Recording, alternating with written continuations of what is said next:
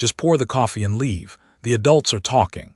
The words, sharp and cold as shattered glass, cut through the suffocating silence of the penthouse boardroom. They were aimed at Anna, a verbal dart thrown by the man at the head of the table.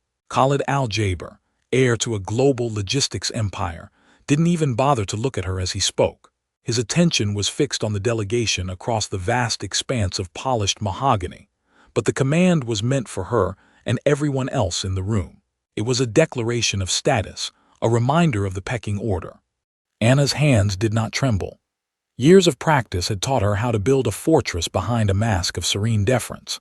She continued her task, the rich, dark liquid flowing from the silver carafe into a delicate porcelain cup in a silent, steady stream. Her movements were a study in economy, not a single drop wasted, not a whisper of sound as the cup met its saucer.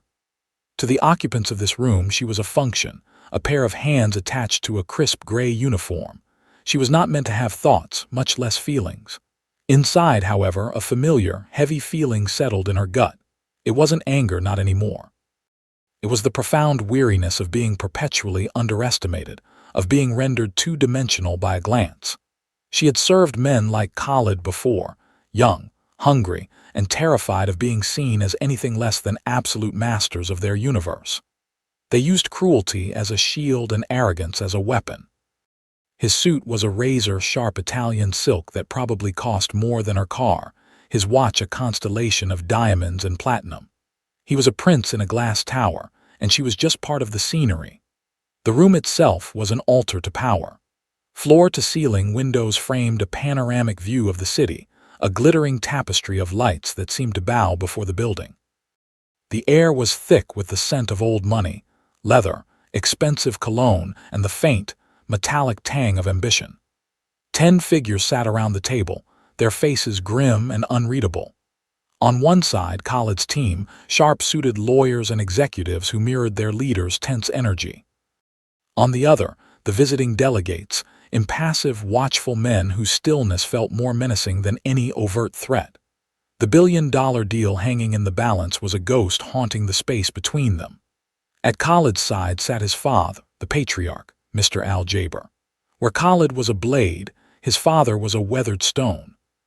His face, etched with the lines of a long and formidable life, was pale.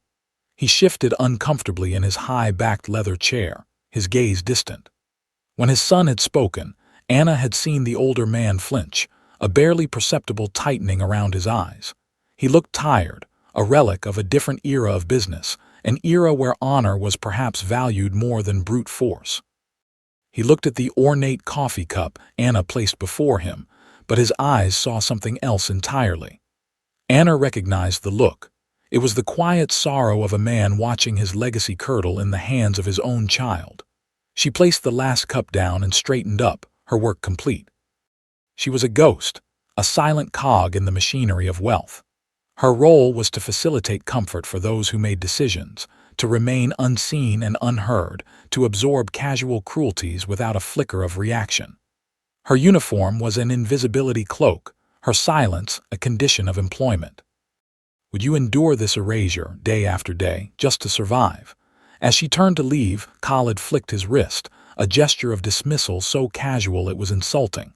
"Close the door on your way out," firmly. Anna met his reflection in the dark glass of the window for a fraction of a second. He wasn't looking at her, but at himself, checking the angle of his jaw, the set of his shoulders. He was performing. This entire negotiation was a performance for him, a stage on which to prove he was even more ruthless than his father had ever been. She walked toward the heavy oak doors, her footsteps silenced by the plush carpet. Before she pulled the door shut, she took one final, sweeping glance at the scene. She saw the minute tremor in the hand of the young interpreter hired for the day, the almost imperceptible nod shared between two of the delegates, the way Mr. Al-Jaber's fingers were curled tightly around the armrest of his chair. She saw the chessboard from the edge, every piece in its place, the tension coiled in the air like a snake ready to strike. Then she pulled the door, and the lock clicked into place with a heavy, final thud, leaving the adults to their war. The heavy oak door clicked shut, muffling the tense negotiations within and leaving Anna in the unnerving quiet of the penthouse corridor. The silence here was different, a sterile, pressurized stillness that felt more like the inside of a bell jar than a hallway. Her instructions were simple: remain on standby. It was a polite way of saying be available but disappear. She retreated to a small alcove near the service elevator, a space designed to keep staff out of the guests' line of sight. From this vantage point, she could see the comings and goings. Junior executives scurried past, their faces tight with anxiety, clutching tablets like shields. None of them met her eye. To them, she was a fixture, part of the five-star decor, less a person and more an inanimate object programmed for service. One of them, a young man with more ambition than kindness, nearly walked into her. He recoiled as if he'd brushed against a coat rack, muttering, "Watch it," before hurrying on. Anna leaned against the cool marble wall, closing her eyes for a moment.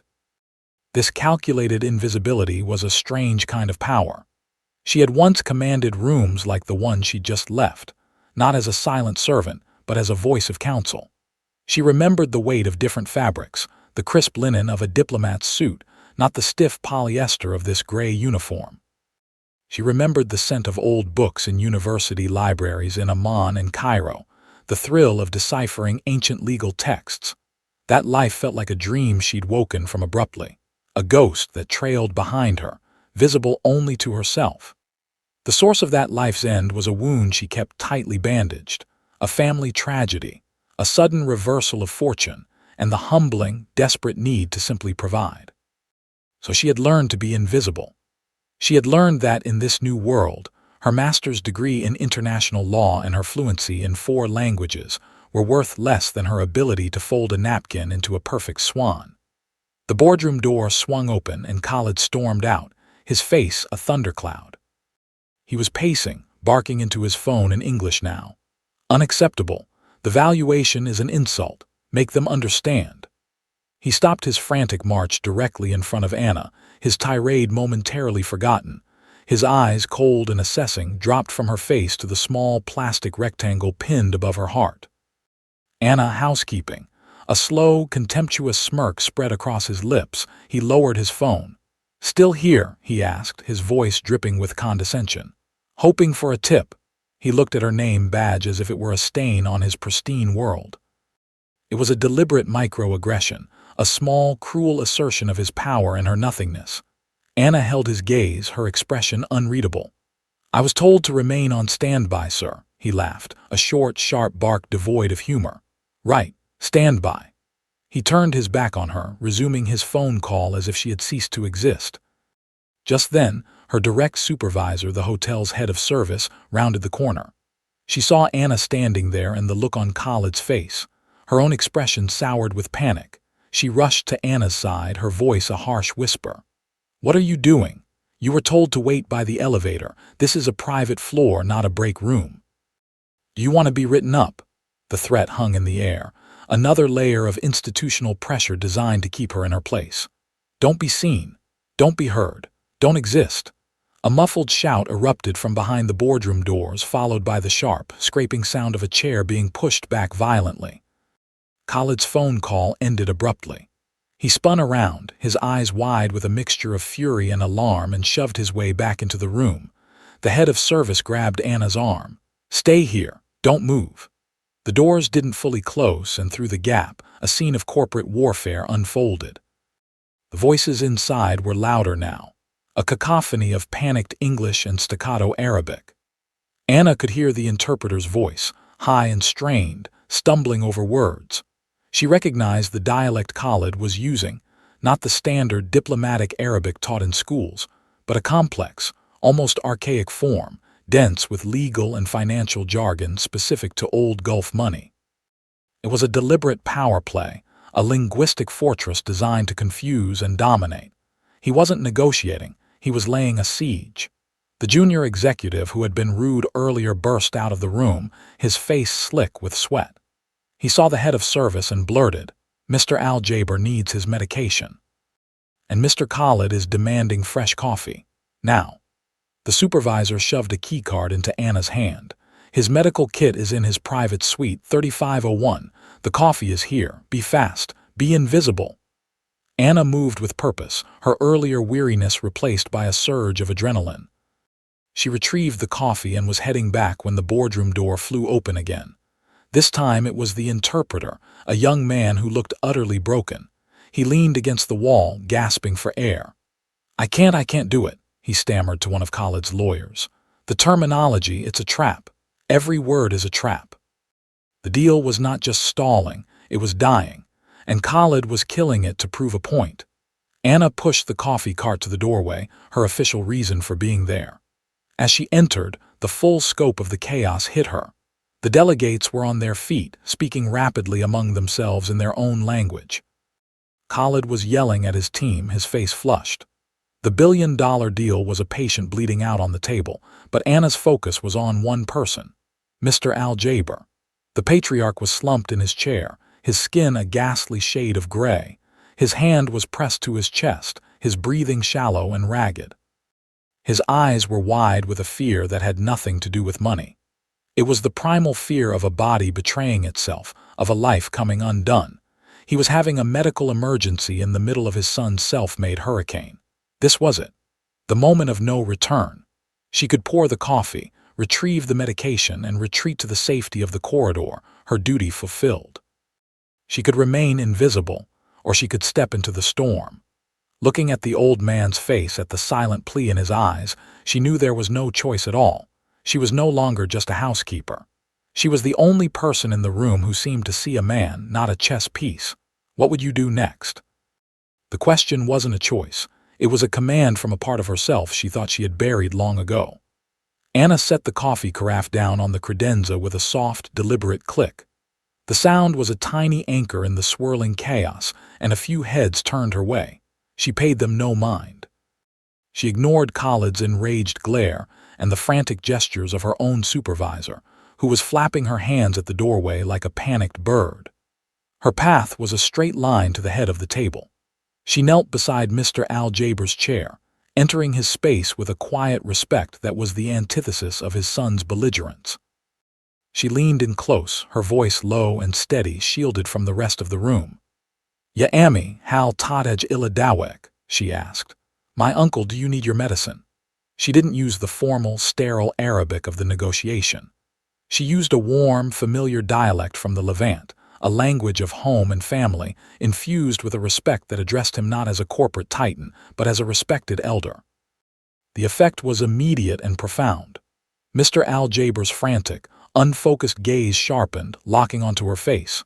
The terror in his eyes subsided, replaced by a flicker of stunned recognition. He blinked as if seeing her for the first time. "Nam, min fadlik," he rasped, his hand moving from his chest to his jacket pocket.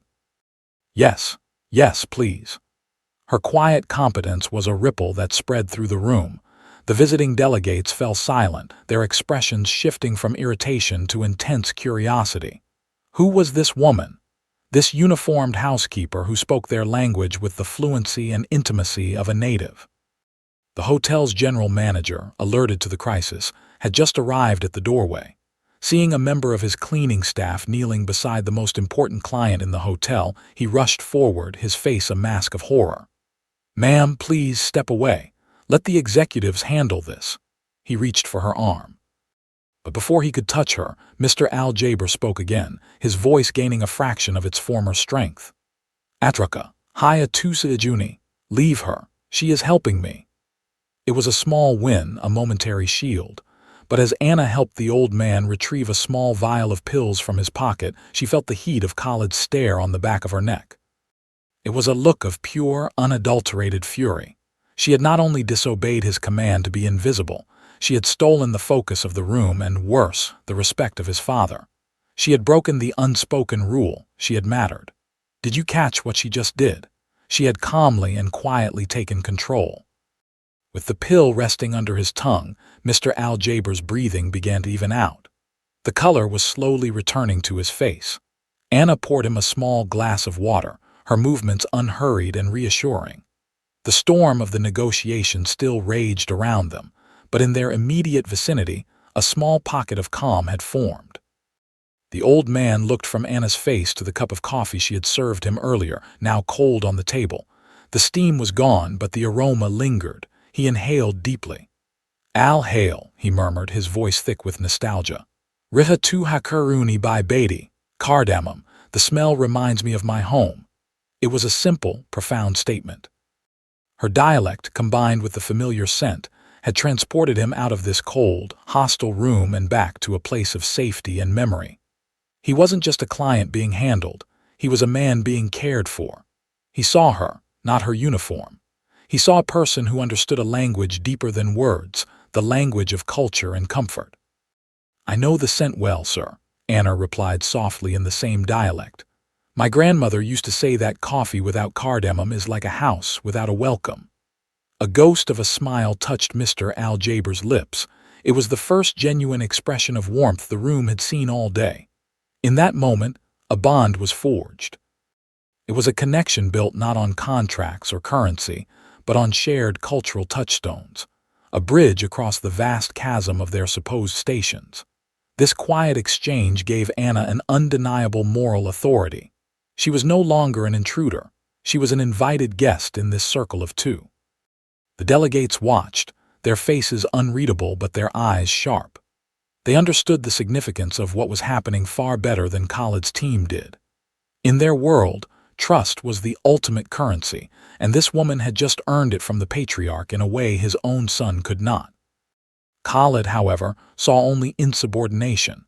He saw the help getting familiar, undermining his authority and shifting the room's center of gravity away from him. "If he's finished with his little episode," he said loudly in English, his voice laced with impatience, "perhaps we can get back to the matter at hand." The spell was broken, but the connection remained. Mr. Aljaber didn't look at his son. He kept his eyes on Anna. He gave a slow, deliberate nod not to Khalid but to her. It was a silent, powerful transfer of permission. "You may stay," it said. "You belong here now. If you were there, would you step closer or stay silent?" Anna had stepped closer and in doing so, had changed the very geometry of the room. The lead delegate, a shrewd, silver-haired man named Mr. Adnan, seized the opening Anna had created. The temporary truce was an opportunity. He ignored Khalid completely and addressed Anna directly, first in Arabic, with a tone of deep respect. "Sayyidati, Arabic yet, Arabic ba, Arabic dal, Arabic wow, Arabic hamzat alif, Arabic noon, Arabic kaf, Arabic ta, Arabic fa, Arabic ha, Arabic meme, Arabic yet, Arabic noon, Arabic alif, Arabic lam, Arabic fa, Arabic ra, Arabic wow, Arabic kaf, Arabic alif, Arabic lam, Arabic dal, Arabic kaf, Arabic yet, Arabic kaf, Arabic tetmer Buddha, Arabic fa, Arabic yet, Arabic lam, Arabic thane, Arabic ta, Arabic noon, Arabic alif, Arabic alif, Arabic lam, Arabic meme, Arabic ta, Arabic ra, Arabic jim, Arabic meme, Arabic lam, Arabic dal, Arabic yet, Arabic noon, Arabic alif, Arabic yet, Arabic wow, Arabic alif, Arabic jim, Arabic ha, Arabic sada, Arabic thane, Arabic wow, Arabic ba, Arabic tetmer Buddha. "Madam, you seem to understand the nuances of our language. Our interpreter is struggling." He then switched to crisp, clear English for the benefit of the entire table. "The final point of contention is Clause 7.3. There seems to be a disagreement on the translation of a single key term." He gestured to the massive screen at the end of the room, where the contract was projected in parallel columns of English and Arabic. All eyes turned to Anna. The general manager looked like he was about to faint. Khalid's face was a mask of disbelief. A housekeeper was being consulted on a $1 billion contract. Anna rose from her kneeling position. She didn't look at the screen immediately. She looked at Mr. Aljaber, who gave her another almost imperceptible nod. Fortified by his trust, she walked calmly towards the screen, her sensible shoes making no sound on the thick rug. She scanned the Arabic text, then the English. Her eyes, which had been downcast and deferential just minutes before, were now sharp and analytical. The room held its breath. "The problem isn't the translation," she said, her voice clear and steady, filling the silent room. "It's the ambiguity. It's deliberate." She pointed to a word in the Arabic column, istishara. Then she pointed to its English counterpart, consultation. She turned to face the table. In a standard contract, this would mean the board must be consulted before any subsidiary assets are leveraged. It implies seeking advice. She paused, letting the weight of her next words settle. But the way it is used here in this specific legal framework and grammatical structure, she looked directly at the delegates. It can also be interpreted as a notification after which control is assumed. It doesn't mean you have to listen to the advice. She then turned to Khaled's team. You have translated it as consultation. They are reading it as notification of intent. In effect, Clause 7.3 doesn't create a partnership. It creates a loophole. 90 days after signing, Mr. Adnan's consortium would not need your permission to absorb your shipping lanes in the East. They would only need to inform you that they are doing so. Silence. She had just disarmed a bomb in plain sight. She had exposed the legal trap that would have cost the Al Jaber Empire a third of its assets. The cost of this mistranslation wasn't just a few percentage points. It was corporate dismemberment, hidden behind a single, perfectly chosen, fatally ambiguous word. Have you ever seen a rule used like a weapon? Anna had, and she had just turned it back on its creator. The stunned silence was shattered by Khaled. He shot to his feet, his chair screeching back against the floor. His face was mottled with rage, and beneath it, the pale sheen of pure panic. He had been exposed. His attempt at a clever, ruthless power play had been dismantled by the one person in the room he had deemed utterly insignificant. "A spy," he roared, pointing a trembling finger at Anna. "She's a spy. This is a setup." He turned to the delegates, his voice rising in pitch. "You brought her in. You planted one of your own people on the hotel staff to sabotage this deal from the inside." Mr. Adnan raised an eyebrow, his expression one of weary amusement. "Mr. Al Jaber, we have never met this woman before in our lives. We are as surprised as you are, and I might add, as impressed." Khaled ignored him, whirling on his own team. "Did any of you know about this? Who hired her? Who vetted her?" His accusation sprayed around the room like shrapnel, a desperate attempt to deflect his own humiliation. His panic wasn't just about the deal, it was about his father. He had tried to be a titan, and a housekeeper had revealed him to be a fool. The look on Mr. Al Jaber's face was not one of anger, but of profound, weary disappointment which was infinitely worse. "She's a cleaner," Khaled finally screamed, his voice cracking. He fell back on the most obvious weapon he had, her status. He grabbed her arm, his fingers digging into her sleeve. "Security! Get her out of here. I want her arrested." The general manager and the head of service rushed forward, their faces ashen. The institutional machinery of power was grinding back into motion. Khaled was the client. His word was law. The delegates, while impressed, remained silent. They had what they wanted, the trap was exposed. They had no reason to intervene further. Mr. Al Jaber, still weak, could only watch, his face a mask of sorrow. Security guards appeared at the door, their presence solid and uncompromising. It was happening. Her moment of truth was being erased by a temper tantrum. They were going to throw her out, discredit her, and bury the truth under a mountain of wealth and influence. The door of credibility, which had cracked open for a glorious moment, was being slammed shut in her face. As the guards moved toward her, Anna looked at Mr. Al Jaber. His eyes met hers, and in them she saw a plea, not for his company but for his family's honor. In that instant, she made a quiet vow. She would not let this arrogant boy's ego destroy his father's legacy. She would not be silenced. What would you sacrifice to stay true? She was willing to sacrifice her job, but she would not, under any circumstances, sacrifice her dignity. Two security guards, large men whose uniforms were stretched taut across their shoulders, reached Anna's side. One placed a firm hand on her upper arm. "Ma'am, you need to come with us." The touch was the spark. The final, intolerable indignity. But before Anna could speak, two voices cut through the tension, one quiet and raspy, the other firm and clear. "Idha lamastha, satabir dalek ihraban lil itafak." The voice belonged to Mr. Adnan, the lead delegate. He had risen to his feet, his calm demeanor replaced by a glint of steel. "If you touch her, I will consider this a breach of the deal." Simultaneously, Mr. Al Jaber spoke his son's name, Khaled. It was not a shout, but the quiet authority in his tone made it feel like one. He pushed himself up, leaning heavily on the table. Enough! The security guard's hand dropped from Anna's arm as if it had been burned. The power in the room, which had been consolidating back around Khalid, suddenly fractured and scattered. He looked from his father to the delegate, his mouth opening and closing silently. He had lost control. The two most powerful men at the table had just publicly sided with the housekeeper against him. Mr. Adnan gestured toward Anna with an open palm. "This woman," he said in English, his voice resonating with authority, "has just saved both our sides from years of litigation and bad faith. She has demonstrated more integrity and expertise in the last 5 minutes than anyone at this table has all day. I, for one, would like to hear what she suggests we do about it." The room was electric. This was the threshold, the moment where everything could be reversed. Anna felt a surge of adrenaline, cold and clear. She didn't have a prepared speech or a grand strategy.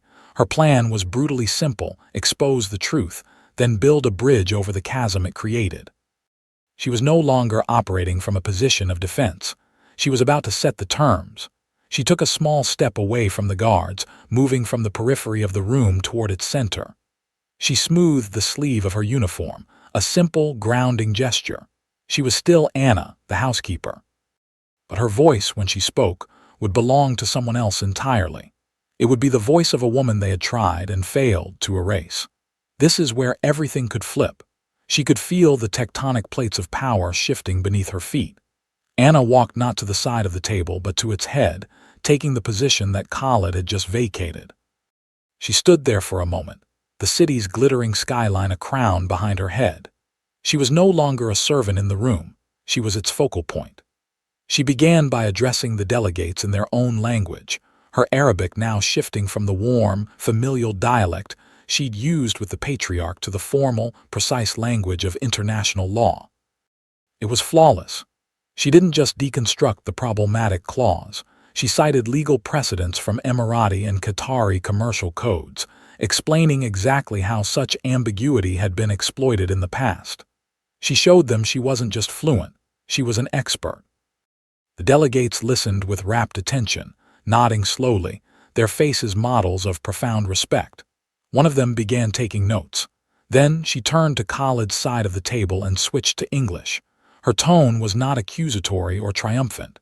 It was as cool and clear as ice water. "The flaw in Clause 7.3 can be rectified," she stated, her voice even. "The intent, I presume, was to ensure operational agility for the consortium while protecting the core assets of the Al Jaber Group. A partnership, not a consumption." She picked up a stylus from the table, and on the interactive screen, she struck through the existing English and Arabic text. With a few swift, elegant strokes, she wrote a new version.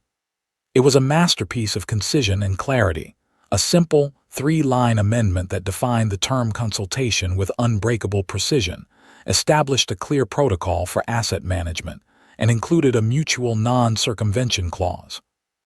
It was fair, intelligent, and legally ironclad. "This," she said, tapping the screen, "protects both of you. It allows for the partnership you intended and prevents the hostile absorption that the previous language invited." The room was utterly, completely silent. The only sound was the faint hum of the building's climate control. Khalid stared at the screen, his face pale, a portrait of shock and awe. He had been outmaneuvered, outclassed, and outsmarted. His father, Mr. Al Jaber, sank back into his chair, a slow, deep sigh escaping his lips. It was the sound of a crisis averted, of a legacy saved. Mr. Adnan, the lead delegate, conferred with his partners for no more than 30 seconds. He then looked at Anna, a genuine smile spreading across his face. He bowed his head slightly, a gesture of profound respect. "On behalf of our consortium," he announced to the room, "we will sign, with her amendment." The power dynamic had not just shifted, it had inverted. The most powerful person in the room was no longer the man with the famous name or the billion-dollar bank account.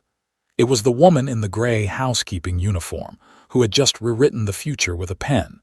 Did you feel that shift? It was the sound of a glass ceiling shattering into a million pieces. The tension in the room evaporated, replaced by a wave of relief so palpable it was almost physical.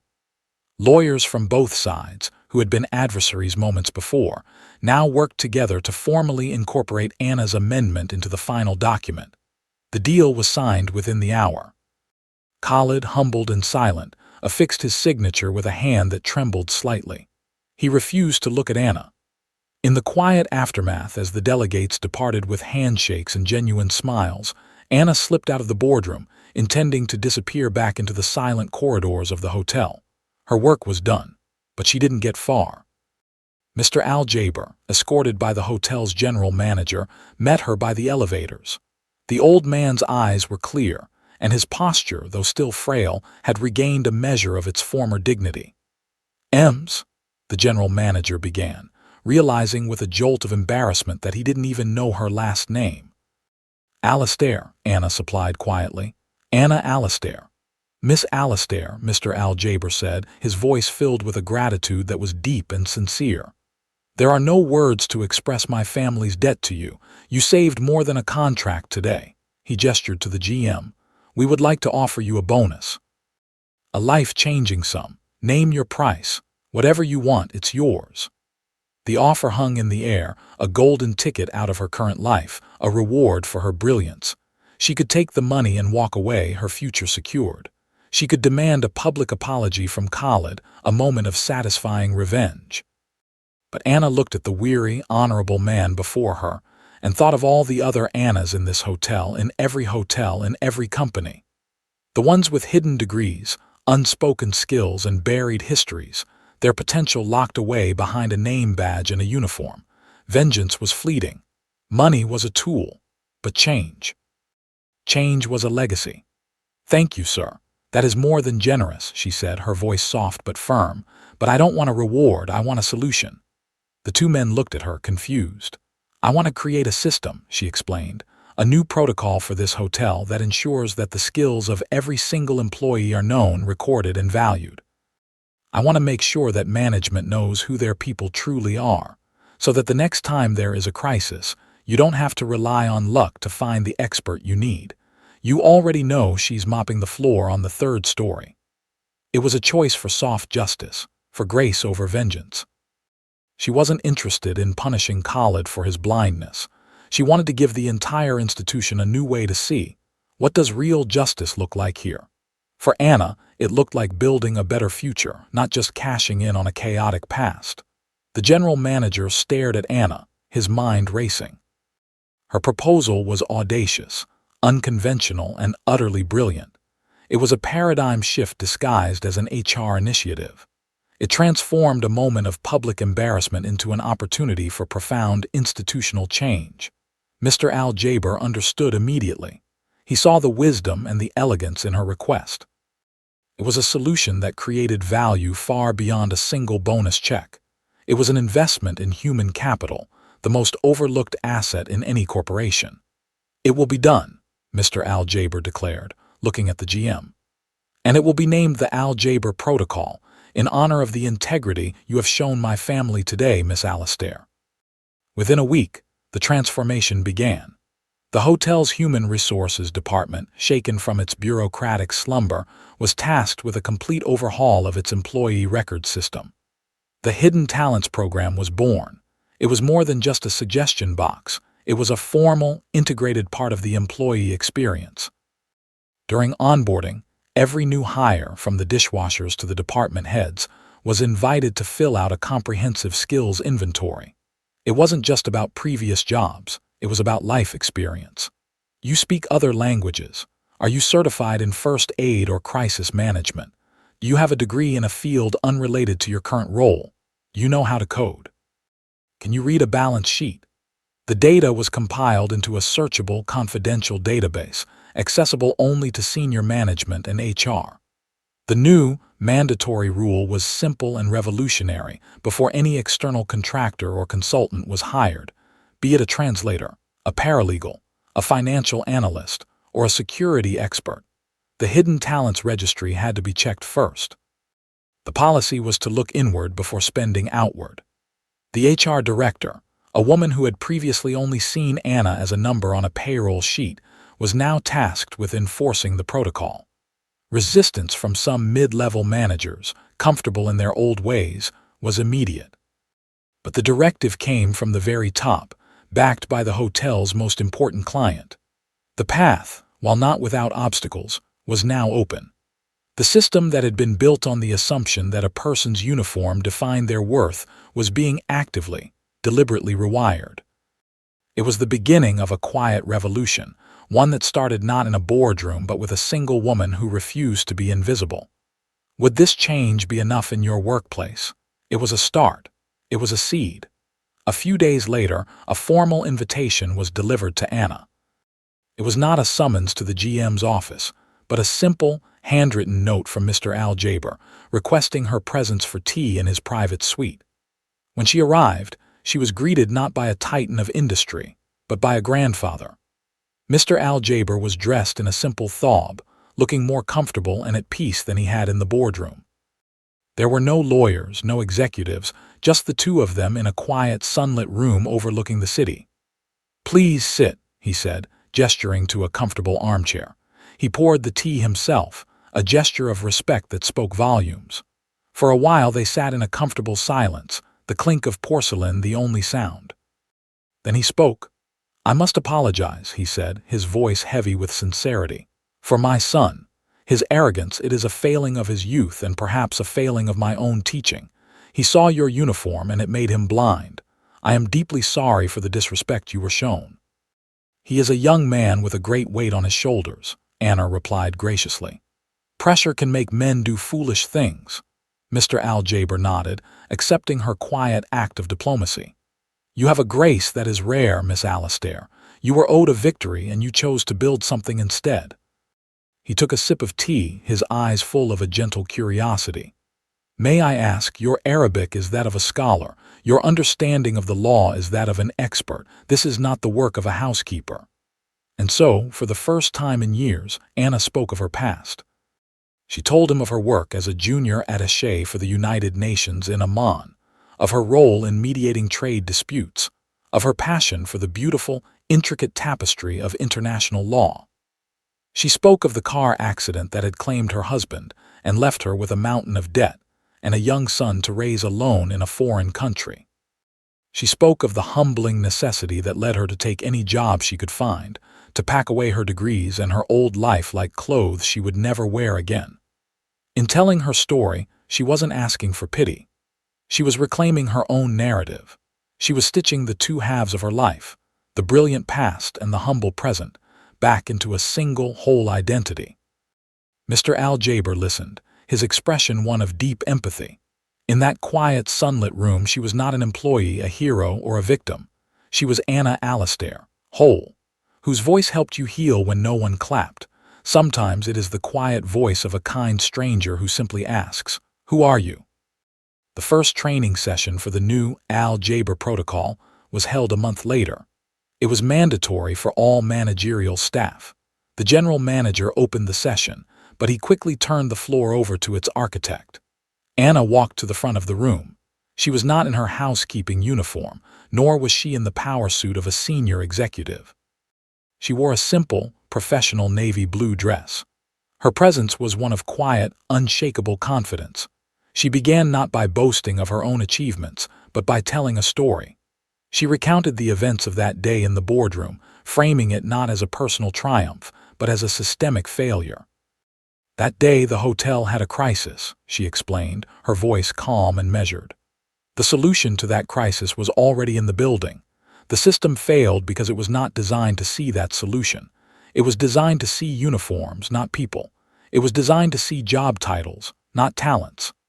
The managers in the room were silent, captivated. This was not a lecture from an outside consultant. This was a lesson from one of their own. "This protocol," she continued, "is not about me.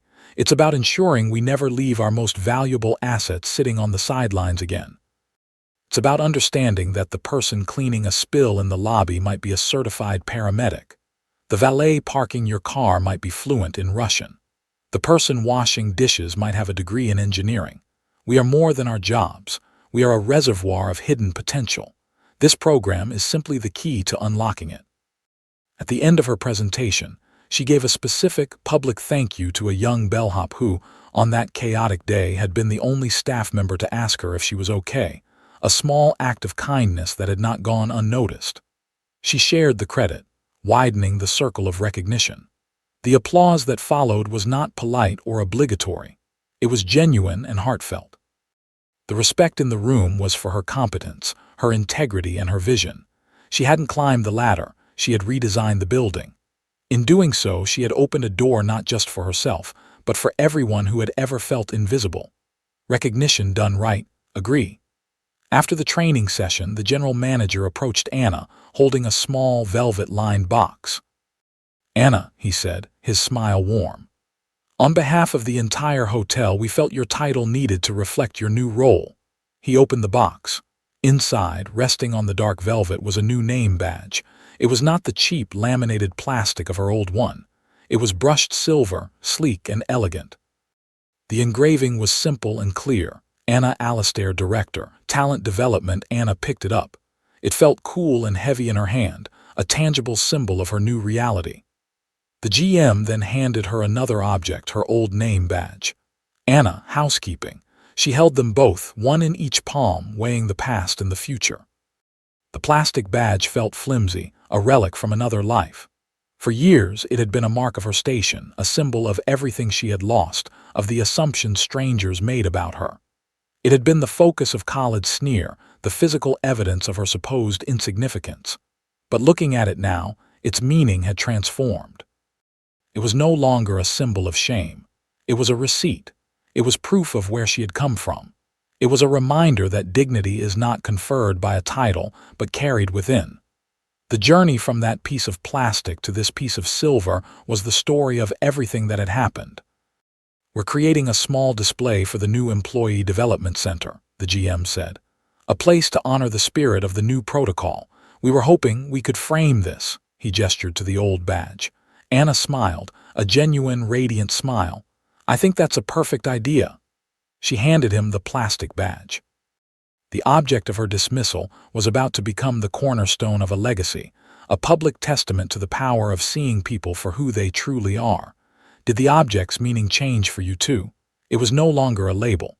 It was a lesson. 6 months later, the lobby of the Grand Hotel is a familiar symphony of quiet efficiency. A young woman, newly hired for the concierge desk, is at a computer terminal filling out her onboarding forms. She pauses on a page titled, "The Hidden Talents Program."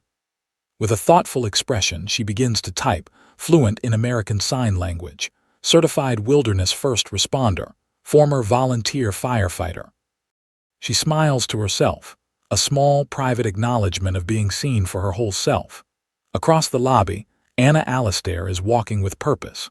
She is dressed in a sharp, tailored business suit, her silver name badge catching the light. She moves with the easy authority of someone who belongs. She no longer walks with her eyes downcast, but meets the gazes of staff and guests alike with a warm, confident smile. She sees a family from Brazil struggling to communicate with a bellhop. Without breaking stride, she pivots and addresses them in flawless Portuguese, her voice a calming balm on their frustration. She quickly resolves their issue, tapping a few commands into a tablet and murmuring instructions to the grateful bellhop. As she turns to leave, the father from the family calls out, "Obrigado, who are you?" Anna pauses and looks back, a gentle smile playing on her lips.